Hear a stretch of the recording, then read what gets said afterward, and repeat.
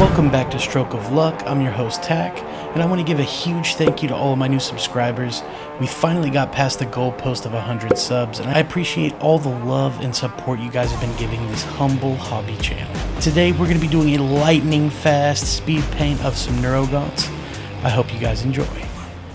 To get these little brain babies primed, I did a zenithal of white ink over some black primer. It's kind of my go-to at this point, and since we're using express colors, I'm going to go a bit heavy on the white. Next, it was time for some Mystic Blue express color for the carapace. It flows beautifully into all those ridges and grooves, which really helps bring out that classic Tyranid texture. Since the Neurogaunts are basically synaptic relays for the Hive Mind, they're basically like psychic internet routers, it felt right to give their carapace a deep alien blue. Something that hints at the eerie power pulsing through their bioengineered nervous systems.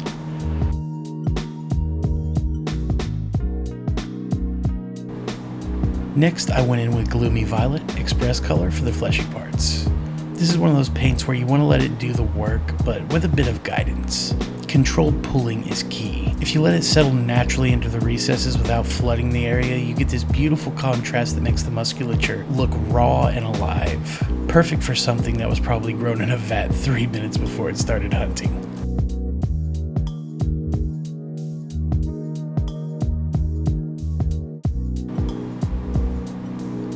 For the claws and the hooves, I'm using some black to keep things bold and simple. Tyranids are all about raw efficiency, so these black claws emphasize their functional, no-nonsense nature. The contrast between the black and the rest of the model really makes the claws stand out. Sharp, menacing, and ready for anything that the Hive Mind demands. For the edge highlights on the carapace, I'm mixing Mystic Blue with a bit of white ink. This creates a sharp, glowing effect along the raised edges, making the carapace look like it's constantly charged with a psychic energy or something. Now when it comes to the edge highlighting, the trick is to be controlled. Lightly run your brush along the sharpest edges, and if you make a few mistakes, that's okay. You can always go back in and correct it later. I tend to make a lot of mistakes, but everything works out in the end. You gotta trust the process. Next up, I'm mixing up some Hydra Turquoise and Emerald Green, and I'm gonna do a nice glazing effect on the tips of the claws and the hooves of the Node Beast. This will add a subtle, eerie sheen, like these appendages are charged with psychic energy.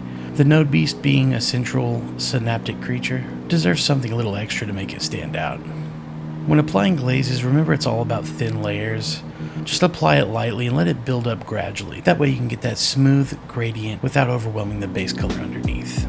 For the teeth, I'm mixing ice yellow and white ink to give them a bone-like color with a slight off-white tone. Tyranid teeth aren't pristine. They're definitely battle-worn and practical, meant for tearing through whatever stands in their way. When painting teeth, I focus on the tips, applying the color lightly and building them up to give them a natural age look without overdoing the brightness. Next up, I got out the model color ivory to edge highlight the claws and the hooves. This gives the tips a subtle contrast, making them look a little bit more weathered and worn, like they've seen their fair share of battle. When highlighting, I focus on the sharpest edges and use a light touch to create a rough textured finish without overpowering the base colors or our glaze work. We want that greenish blue to really shine, so subtlety is key here. Next, I thinned down some leather brown with some water. Gave a nice brown wash over all the teeth just to give them a Jack Sparrow vibe. While my black was out, I went ahead and gave all the bases a coat of black. This is going to help later when I apply the texture paint. I also went and gave all the rocky base features a thick black wash.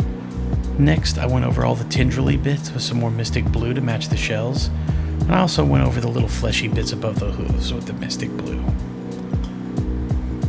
Next up, it was time to make some lightning effects for the Node Beast. I used 30 gauge steel wire, but as long as it's really thin, you shouldn't have a problem. I've heard copper is really good too.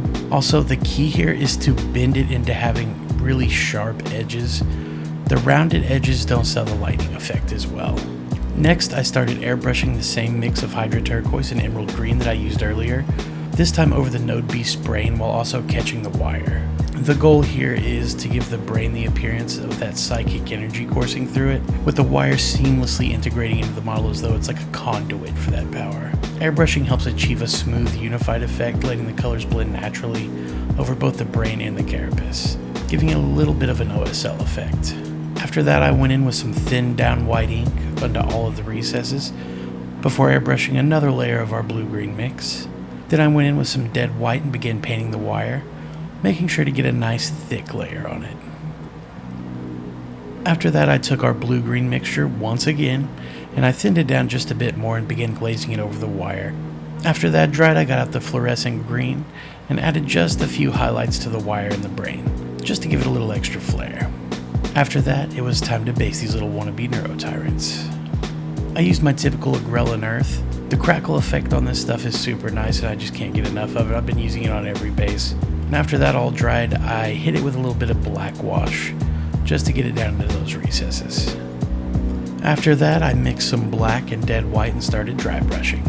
I started building up layers of dark gray and I added a little bit of white each pass, just to build up a nice rocky look. Once I was happy with that rocky texture, I added some tufts. I rimmed the bases and called it good. Now it's time for the final reveal.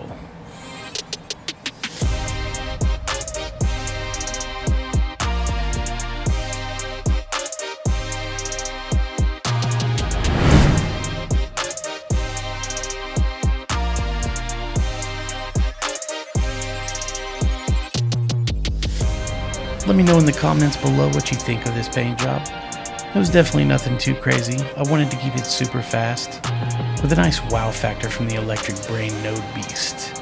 I really like how these guys turned out, and I think I'm going to paint the rest of my army in this scheme. We have officially changed our upload schedule. We are going to be uploading every Monday. So keep an eye out and hit that bell and make sure you're subscribed. And I will see you next week. And as always, thank you for watching.